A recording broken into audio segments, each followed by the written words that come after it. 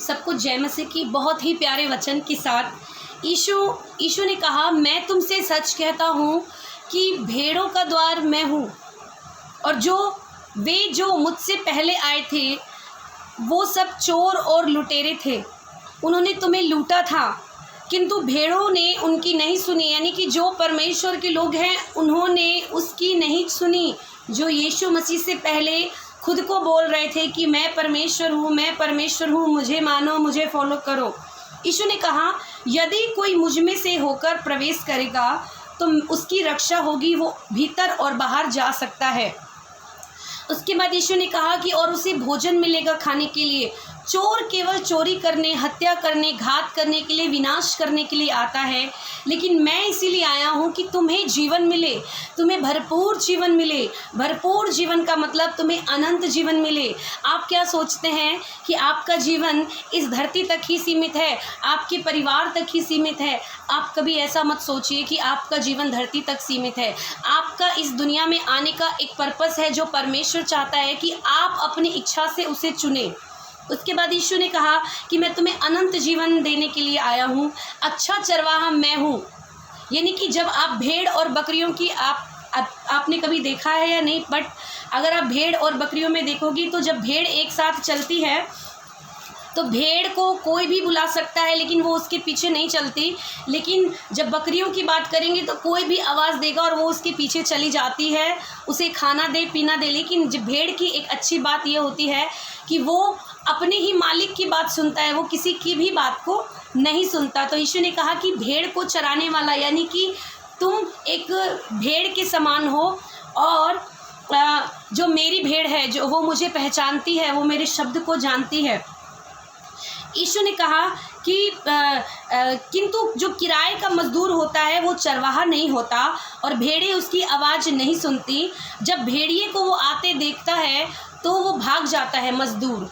जब मान लीजिए भेड़ आपने रखी है, या आप अपने आप को रख लीजिए उस भेड़ की जगह पर, कि आपको किसी ने बोला कि मैं तेरी रक्षा करूँगा, लेकिन एक समय ऐसा आएगा कि जब आपकी रक्षा की बात होगी तो वो भाग जाएगा, वो आपको मदद नहीं करेगा। लेकिन यीशु ने कहा कि तुम्हारे पास चारों तरफ से जब तुम घिरे रहोगे, तुम्हारे दुश्मन, तुम्हारे विरोधी जब तुम्हारे विरुद्ध बोलेंगे, तो मैं तुम्हारी रक्षा करूँगा।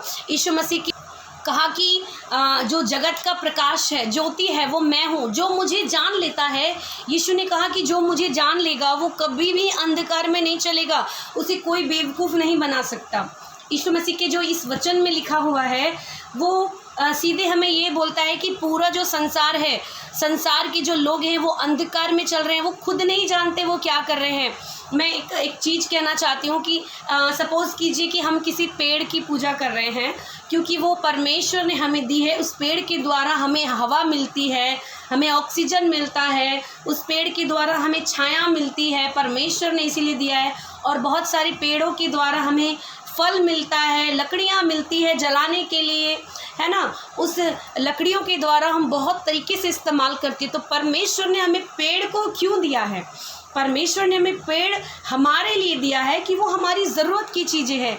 लेकिन आजकल जब हम देखेंगे कि लोग उसकी भी पूजा करते हैं, आराधना करते हैं, तो परमेश्वर ने कहा कि उस पेड़ का जीवन कितने दिन का है। उस पेड़ को अगर आप यूँ चाहें तो यूँ काट सकते हैं। तो क्या आप उस पेड़ से पूछ रहे हैं कि आप मेरी रक्षा कीजिए? तो जब उस पेड़ को ही नहीं पता कि उसकी उम्र कितनी है, तो वो आपकी रक्षा कैसे कर सकता है? लेकिन यीशु मसीह ने हमेशा इस बात को कहा कि मैं कल, आज और युगानुग एक सा हूँ। वो कभी बदलता नहीं है, वो अल्फ़ा है, ओमेगा है। उसने ही पूरी सृष्टि की रचना की। और देखिए, यीशु मसीह की जब बात करते हैं तो सबसे पहले ये बोलते हैं लोग कि वो तो बाहर का है। लेकिन आप एक बात जान लीजिए कि ये जो पूरी सृष्टि है, पूरी पृथ्वी है, एक ही पृथ्वी है, एक ही आकाश है, एक ही धरती है, एक ही जैसी हवा है। जब हवा चलती है तो वो लोगों में अंतर नहीं करती कि मैं इसके पास जाऊंगा और इसके पास नहीं जाऊंगा, इन लोगों के पास जाऊंगा, अमीर के पास जाऊंगा, गरीब के पास नहीं जाऊंगा।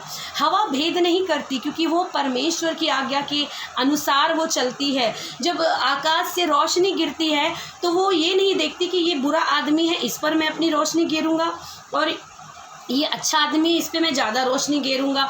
जब वो जब हम पूरी सृष्टि को देखते हैं तो उसमें हम एक ही चीज़ देखते हैं कि वो लोग एक अपने अपने कामों को अच्छी तरीके से कर रहे हैं।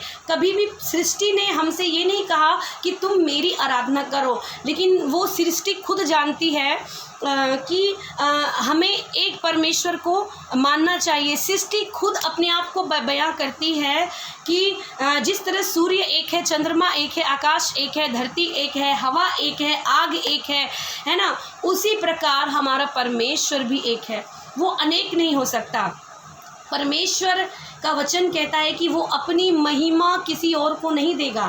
प्रभु का वचन लिखा है कि मुझे छोड़ तो किसी को परमेश्वर मत मानना, और जब तुझे प्रार्थना करनी हो तो अपने दोनों हाथ आकाश की ओर उठाना और बोलना, हे हमारे स्वर्ग के पिता परमेश्वर, यानी कि वो हमारा स्वर्ग में बैठा परमेश्वर है, हमने उसे बनाया है।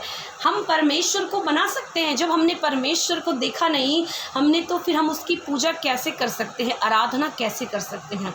परमेश्वर ने आपको बनाया, आप बोल सकते हैं, आप हंस सकते हैं, आप देख सकते हैं, लेकिन आपने जिसे परमेश्वर बनाया है वो ना बोल सकता है, ना वो चल सकता है, ना वो हंस सकता है, वो कोई भी एक्टिविटी नहीं कर सकता। तो इसी से हम जान सकते हैं कि मनुष्य की जो सृष्टि है वो नश्वर है, वो ख़त्म होने वाली है, लेकिन जो परमेश्वर ने बनाया है वो क्या कहते हैं, उसको देखकर वो हर चीज़ में अपनी महिमा को निकालते हैं। परमेश्वर की नकल आप कभी नहीं कर सकते। आप और मैं परमेश्वर की कभी भी नकल नहीं कहते। यीशु मसीह ने कहा कि तुम सत्य को जानोगे और सत्य तुम्हें आज़ाद करेगा। अगर तुम परमेश्वर के वचन को जानोगे, परमेश्वर ने इस पूरी धरती पर एक इंसान को बनाया और एक ही इंसान को बनाया, ठीक है, और एक इंसान के द्वारा ही इतना सारा हम देखते हैं, एक आदमी और एक औरत के द्वारा परमेश्वर ने पूरी मानव सृष्टि का रचना किया। उसने अगर हम अभी इस तरीके से देखें कि परमेश्वर ने जब एक इंसान को बनाया तो इतने सारे विभाजन कैसे हो गए। आने वाले वीडियो में मैं आपको बताऊंगी कि आज इतनी सारी दुनिया में भाषाएं क्यों हैं और कैसे लोग इतनी सारी भाषाओं में बट गए। और अगर आप आने वाली वीडियो का वेट कर रहे हैं तो प्लीज़ मुझे कमेंट में ज़रूर बताना।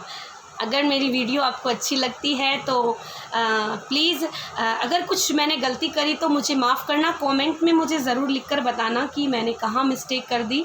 और इस वचन से प्रभु आपको बहुत अच्छे आशीष दे। जय मसीह की। God bless you.